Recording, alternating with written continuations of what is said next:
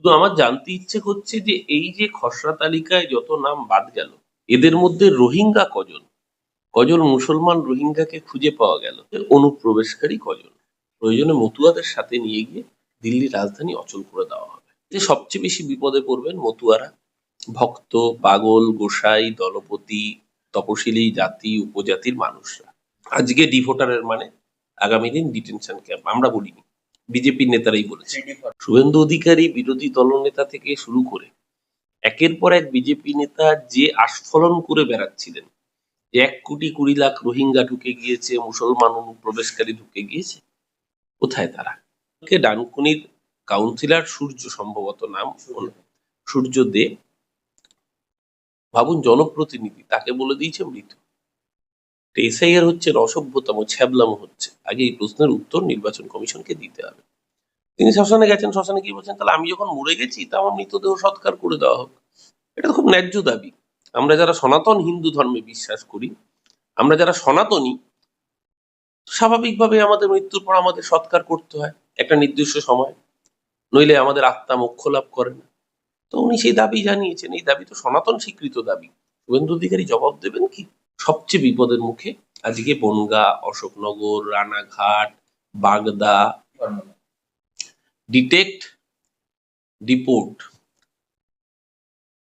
মাথায় রাখবেন এই 3D ফর্মুলা ভারতীয় জনতা পার্টির নেতা রাজ্য সভাপতি শ্রমিক ভট্টাচার্য বলেছেন, সুকান্ত মজুমদার বলেছেন, শুভেন্দু অধিকারী বলেছেন। প্রথমে শনাক্ত করো, ডিটেনশন ক্যাম্পে পড়ো, ডিপোর্ট করো। তার মানে একটা মিথ্যের বিনির্মাণ করে কার্যত এসআইআর এর কাজ নাম করে নির্বাচন কমিশনকে দিয়ে বাধ্য করা হলো বিজেপির তাবেদারি করতে।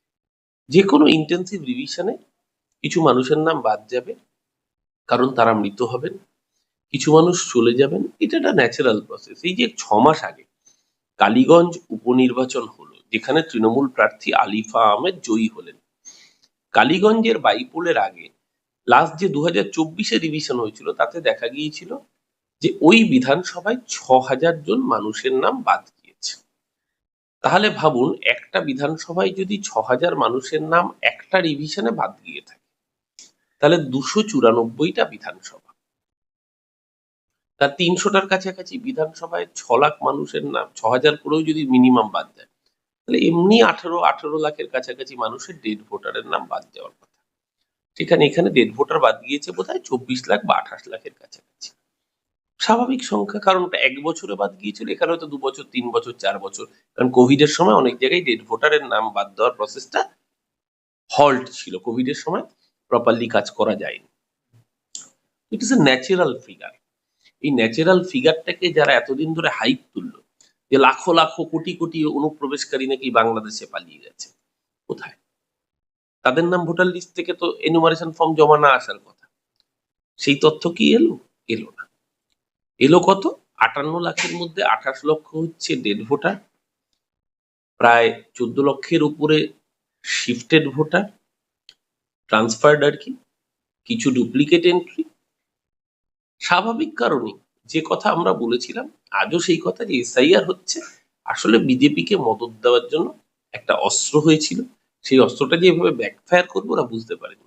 মুসলমান তারাও করতে গিয়ে যেটা করলো, সবচেয়ে বড় ক্ষতি করলো মতুয়া সম্প্রদায়ের, তপশিলি জাতি উপজাতির মানুষ, যারা হয়তো অনেকেই ওপার বাংলায় অত্যাচারিত হয়ে এপারে এসছেন।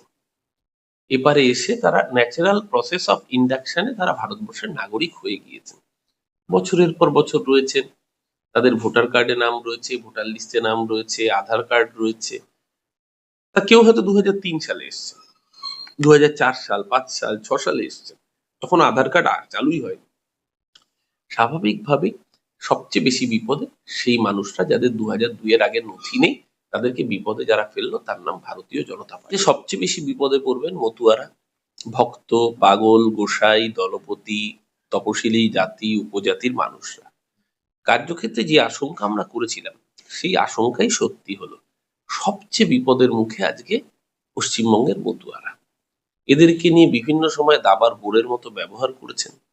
শান্তনু ঠাকুর এদের মতুয়া কার্ড দেওয়ার নাম করে টাকা নিয়েছেন, তারপরে যখন সেই মতুয়ারা মহারাষ্ট্রের পুলিশ তাদেরকে ডিটেন করেছে, সেই মতুয়ারা তারা শান্তনু ঠাকুরের কার্ড দেখানোর পরে তাদেরকে জেলে পুরে দিয়েছে। তারপরে পরিবার যখন মুখ্যমন্ত্রী রানাঘাটের সায়ন বিশ্বাসদের কথা বলছি, যার পরিবার মুখ্যমন্ত্রীর সাথে যোগাযোগ করে এবং মুখ্যমন্ত্রীর দপ্তর থেকে তখন যোগাযোগ করে কড়া বার্তা দেওয়া হয়, তারপরে তাদের বাংলায় ফিরিয়ে আনার চেষ্টা করা হয়।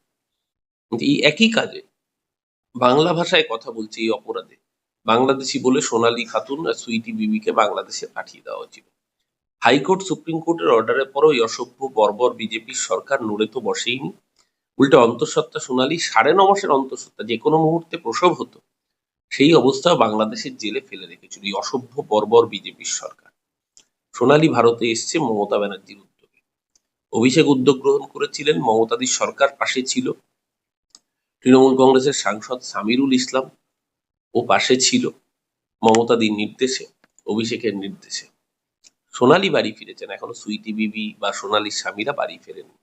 এই অসভ্য সরকারের কাছে এর থেকে বাড়তি আর কি আশা করেন, যারা বাংলা ভাষায় কথা বললে বাংলাদেশি তকমা দেয়, যারা বাংলা ভাষায় কথা বললে বাংলাদেশে তাড়িয়ে দেয়, যারা বাংলা ভাষায় কথা বললে পেলোডারে করে বাংলাদেশে ছুড়ে ফেলে, তারপর জান্তব উল্লাস প্রকাশ করে সেই দলের নেতা শুভেন্দু অধিকারী।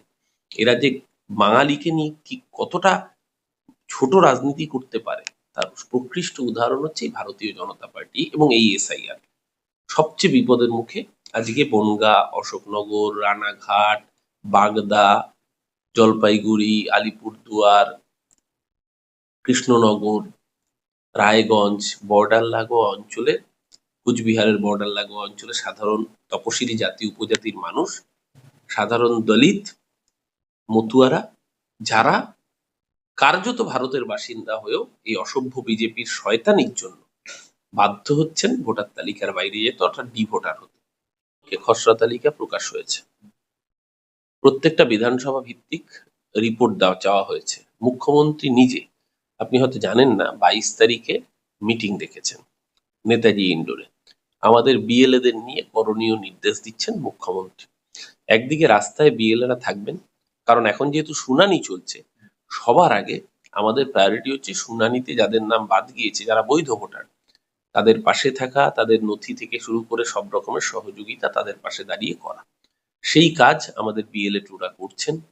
মাননীয়ার নির্দেশে এই কাজ তৃণমূল কংগ্রেস যাতে সারা রাজ্য জুড়ে আরো নিবিড়ভাবে করেন, সেই মিটিংয়ে উপস্থিত থেকে বার্তা দেবেন মুখ্যমন্ত্রীর সাথে সাথে আমাদের প্রিয় নেতা অভিষেক বন্দ্যোপাধ্যায়। তৃণমূল কংগ্রেস মাঠের লড়াইতেও থাকবে, আইনি লড়াইতেও থাকবে। দাদা, এখানে আর একটা প্রশ্ন, এই যে প্রায় 1.25 কোটির বেশি মানুষের হিয়ারিং হতে পারে বলে যেটা জানানো হচ্ছে, আপনার কি মনে হচ্ছে যে এই এসআইআর এর মধ্যে দিয়ে খসড়া তালিকা বেরোলো, তারপরে এবার হয়রানির মুখে পড়তে চলেছেন? এটা আরেকটা অসভ্যতা। দেখুন দুর্জয়বাবু, আপনার নামের বানান আপনি লিখতে পারেন DURJOY, আবার কেউ কেউ লিখতে পারেন DURJAY ও লিখতে পারেন, অনেকেই লেখেন। ধরুন 2002 সালে আপনার লিস্টে নাম ছিল DURJAY, আপনার ভোটার কার্ড বা আপনার মাধ্যমিকের সার্টিফিকেট, অন্যান্য ডকুমেন্টে আপনার নাম আছে DURJAY এর বদলে JOY। 2002 সালে আপনার JAY ছিল, আপনি পরবর্তীকালে সেটা সংশোধন করলেন, কারণ বাকি ডকুমেন্টে আপনার JOY আছে।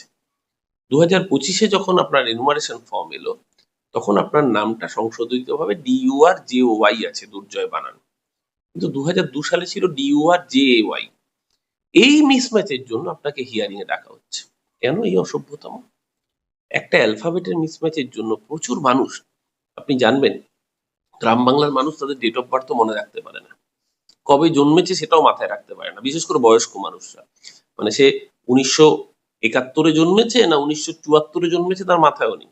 তার বাবা মা দাদু কেউ একটা বলে দিয়েছিল গ্রাম বাংলার দিকে দিনগত মানে তাদের রুটি রুজির যোগান দিতেই তাদের প্রাণান্তকর অবস্থা হয়। তারা কলকাতার এলিট ক্লাস যেরকম ঠান্ডা ঘরে বসে নিজের জন্মদিন সেলিব্রেট করতে পারে, তাদের জীবনযাপনের সংগ্রামের মান এতটাই কঠিন, তারা নিজেদের জন্ম তারিখ অনেকে ভালো করে মনে রাখতে পারেন। এটা গ্রাউন্ড রিয়ালিটি, গ্রাম বাংলার বাস্তব।